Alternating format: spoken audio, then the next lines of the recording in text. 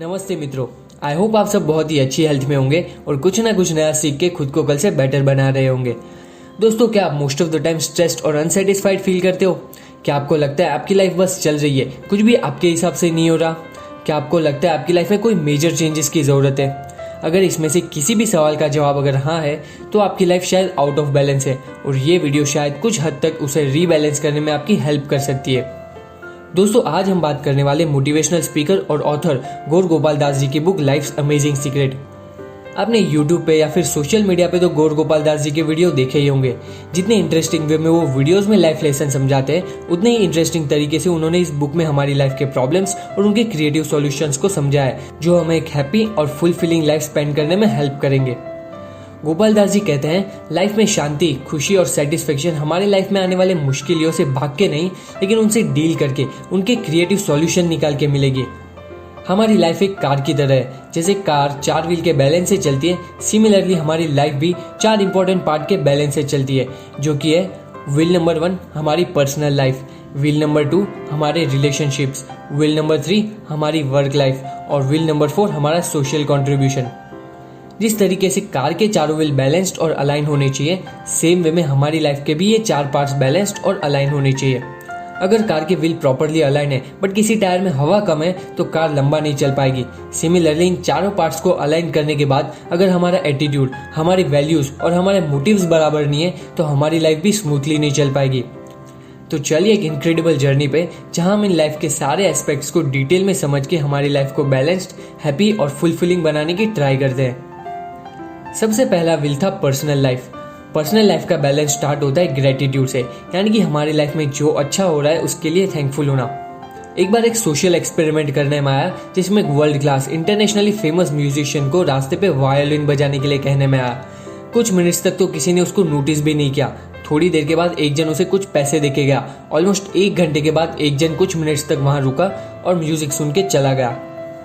अब ये जो म्यूजिशियन था वो दुनिया का सबसे महंगा वायोलिन बजा रहा था और इस एक्सपेरिमेंट के 1 दिन पहले उसने एक कॉन्सर्ट किया था जो पूरा हाउसफुल था और उसकी एंट्री फीस थी $100, यानी कि 7,000 रुपए। जिस म्यूजिक को सुनने के लिए लोग $100 पे करने के लिए रेडी है, वो म्यूजिक उनको रास्ते पे फ्रंट रो में खड़े होकर फ्री में सुनने मिल रहा है, लेकिन किसी को इंटरेस्ट ही नहीं है। सेम चीज हम लाइफ में करते हैं। हमारे आसपास ऐसी बहुत सारी चीजें जो हमें सच में खुशी दे सकती है, जैसे दोस्तों के साथ कुछ टाइम स्पेंड करना, वीकेंड पे ट्रैवल करना, फेवरेट म्यूजिक इंस्ट्रूमेंट बजाना, डांस करना, बहुत कुछ है लाइफ में। लेकिन हमारे पास इन सब के लिए टाइम ही नहीं है, क्योंकि हम तो मटेरियलिस्टिक चीजों के पीछे भागने में बिजी है, जो कि हमें लगता है कि हमें खुशी देगी। तो पर्सनल लाइफ को बैलेंस करने का सबसे पहला स्टेप है ग्रोइंग विद ग्रेटिट्यूड। हमारी लाइफ में अगर 10 प्रॉब्लम है तो 100 चीजें ऐसी है जो बहुत ही अच्छी है, बट हमारी आदत कुछ ऐसी है कि हम उन 10 प्रॉब्लम को पकड़ के दुखी होते रहते हैं। तो प्रॉब्लम से फोकस हटा के पॉजिटिव चीजें पे फोकस करना स्टार्ट करो और फिर देखो कैसे हैप्पीनेस और सेटिस्फेक्शन खुद चल के आते हैं। अब इसका मतलब ये नहीं है कि जो भी है उसमें खुश रहना सीखो। लाइफ को इम्प्रूव करने के लिए प्रॉब्लम्स को तो सॉल्व करना ही है, लेकिन उनको पकड़ के रोते रहना और प्रॉब्लम सॉल्विंग पे फोकस ना करना, ये गलत चीज है। सेकेंड व्हील है रिलेशनशिप का। आजकल यूज एंड थ्रो वाली चीजें बहुत चल रही है। एक बार यूज कर लिया फिर फेंक दिया। इस चीज से हमारे एनवायरनमेंट पे तो बुरा असर हुआ ही है, लेकिन ये यूज एंड थ्रो वाला एटीट्यूड हमारे रिलेशनशिप को भी खराब कर रहा है। हम रिलेशन भी जब तक मतलब हो तब तक रखते हैं और फिर भूल जाते हैं। ये एटीट्यूड शायद शॉर्ट टर्म में बेनिफिशियल लग सकता है, बट लॉन्ग रन में ये एक बहुत बड़ा लॉस है। हम अकेले कुछ भी नहीं कर सकते। हमें आज नहीं तो कल दूसरों की जरूरत पड़ने ही वाली है। तो लोगों के साथ अच्छे रिलेशनशिप बनाना ये हैप्पी लाइफ का बहुत इंपॉर्टेंट फैक्टर है। अच्छे रिलेशनशिप बनाने के लिए आप 3A फॉर्मूला को यूज कर सकते हो, जो कि है attention, appreciation and acceptance. Attention, लोगों को अटेंशन दो, उनको टाइम दो। एप्रिसिएशन, लोगों को क्रिटिसाइज करने की जगह उनको अप्रिशिएट करो। एक्सेप्टेंस, लोगों को जज करने की जगह उन्हें जैसे है वैसे एक्सेप्ट करना सीखो। इसके बारे में हमने how to win friends and influence people की बुक समरी में डिटेल में बात करी थी। इस बुक की समरी आप डिस्क्रिप्शन बॉक्स में दी हुई लिंक से जाके देख सकते हो।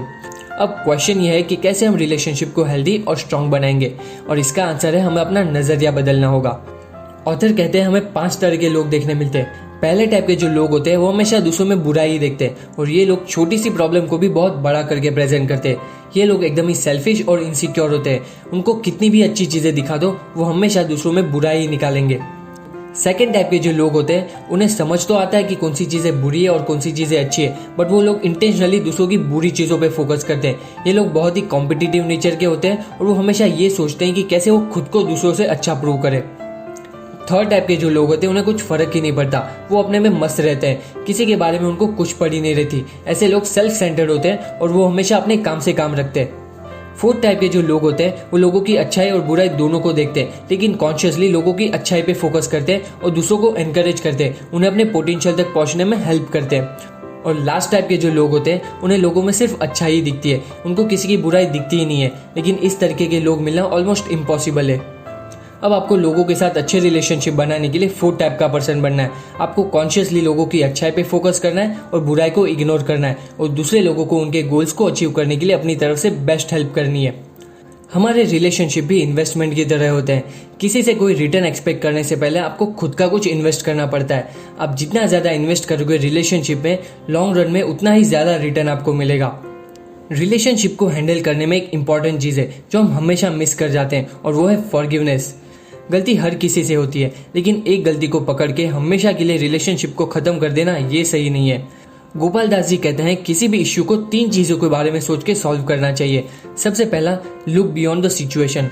अगर आपकी किसी के साथ अनबन हो गई है तो थोड़ा खुला दिमाग से सोचने की ट्राई करो कि क्यों उसने आपको कुछ गलत कहा या फिर आपके साथ कुछ गलत किया।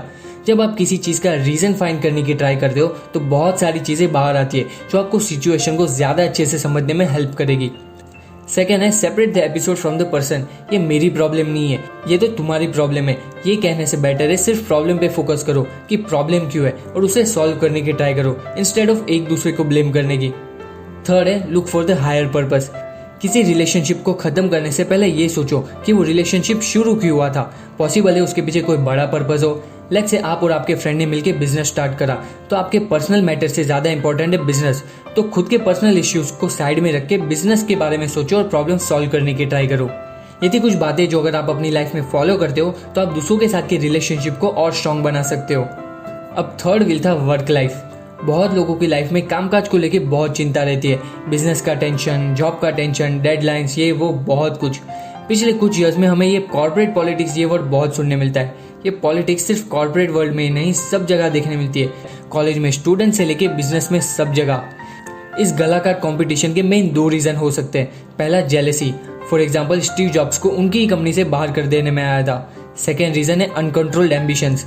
अनकंट्रोल्ड एम्बिशंस का एग्जाम्पल दूं तो हर्षद मेहता की स्टोरी। पहले रीजन की बात करें तो जेलेसी।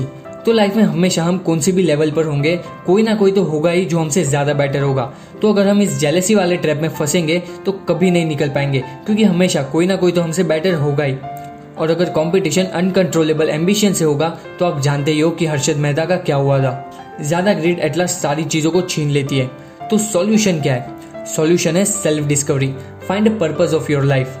80% लोग ऐसी जॉब या काम करते हैं जो उन्हें बिल्कुल पसंद नहीं है। अगर हम जो काम कर रहे हैं वो हमारा पैशन है तो हमें कोई फर्क नहीं पड़ेगा कि कौन क्या कर रहा है, कौन आपसे कितना आगे है, क्योंकि आप रोज अपना काम एंजॉय कर रहे हो और उस प्रोसेस में आप ऑटोमेटिकली आप खुद को इम्प्रूव कर रहे हो।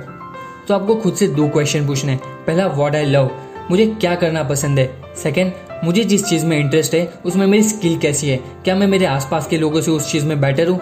अगर इसका आंसर है यस, तो सोचो कि आपके स्किल से कैसे दूसरों को फायदा हो सकता है और कैसे आप उस स्किल्स की मदद से पैसे अर्न कर सकते हो। स्टार्टिंग में छोटे स्किल से एज अ हॉबी स्टार्ट करो। एक बार उस स्किल से इनफ इनकम आना शुरू हो जाए फिर उसे अपना फुल टाइम जॉब बना लो। इस पूरे कंसेप्ट को इकिगाई कहते हैं, जो कि जापानीज टेक्निक है लंबी और खुशहाल जिंदगी जीने के लिए। और इसके ऊपर एक पूरी बुक लिखी गई है जिसकी समरी हम नेक्स्ट वीक अपलोड करने वाले हैं। तो बेसिकली अपने पैशन को फॉलो करो और दूसरों से कंपेयर करने की जगह खुद को अपने कल से कंपेयर करो और ग्रो करो। अब लास्ट विल है सोशल कंट्रीब्यूशन।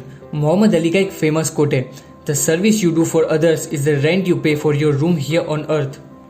हम जो भी लाइफ में अचीव करते हैं वो अकेले नहीं करते, कहीं ना कहीं दूसरों का कंट्रीब्यूशन होता ही है, हमारी फैमिली का, हमारी सोसाइटी का, नेशन का। तो ये हमारी ड्यूटी है कि हम भी उस कंट्रीब्यूशन को रीपे करें।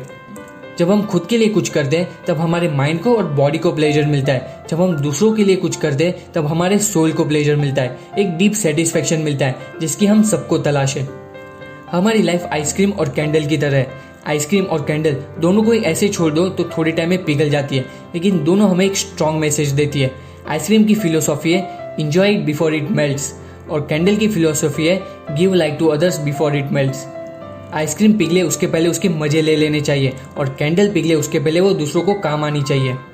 हम सबकी लाइफ आइसक्रीम से शुरू होती है और लाइफ में डीप सेटिस्फेक्शन और हैप्पीनेस के लिए जैसे जैसे हम लाइफ में आगे बढ़ते हैं वो कैंडल की तरफ शिफ्ट होनी चाहिए। इस स्केल में -5 इंडिकेट करता है सेल्फिशनेस को और +5 इंडिकेट करता है सेल्फलेसनेस को। हमें लाइफ में खुश रहने के लिए 0 पे, न्यूट्रल पे होना चाहिए। हम सोसाइटी से जितना कंज्यूम करते हैं उतना ही हमें रिटर्न भी देना चाहिए।